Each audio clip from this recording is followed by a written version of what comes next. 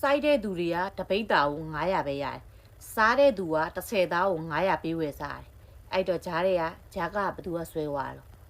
ပွဲစားတွေပေါ့ပွဲစားတွေပြပြတတစားကြပါဦးတကယ်ပင်ပန်းနဲ့စိုက်ထားတဲ့သူတွေကကြတော့တပိတ်တာကိုမှ900ပဲရတယ်နော်ဝယ်စားတဲ့သူတွေကြတော့လေ30သားကို900 2ဥ3ဥပဲပါတယ်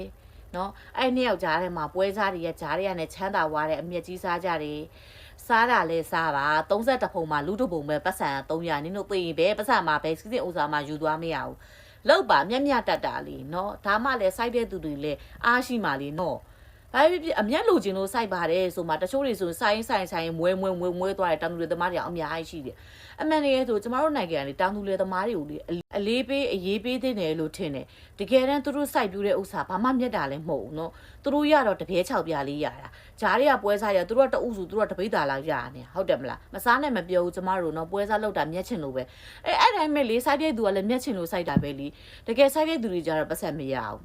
နော်ဥမာကြီးအဲ့နှစ်ခုကိုဘလောက်กว่าချားလဲကြီးစိုက်တဲ့သူတွေကတပိတ်တာ900ပဲရတယ်တဲ့ဒါအဲ့တပိတ်တာ900တောင်မှပွဲစားတွေကနှိမ်လို့ဆိုပြီးတော့ဒီအန်ဒီရဲ့ကျွတ်သွန်စိုက်မစားတော့ဘူးတဲ့လွတ်ပြစ်လိုက်တော့မယ်ဆိုပြီးတော့တခါတချို့နေရာတွေဆိုတော့အသီးနှံတွေလွတ်ပြစ်လိုက်တာအများကြီးရှိတယ်ကျမတို့မူဆယ်ဘက်မှာဟိုတလောကဆိုတွေ့တယ်ဖရဲသီးတွေခရမ်းကျင်သီးတွေခရမ်းသီးတွေဂေါ်ဘီတုတ်တွေပန်းပွင့်တွေဒါနော်ပွဲစားတွေကအတင်းဈေးဝယ်နှိမ်နေဒီဘက်မှာကျမတို့ဆိုဂေါ်ဘီတစ်ထုပ်ကို1000ဖြစ်သွားသေးရဲ့နော်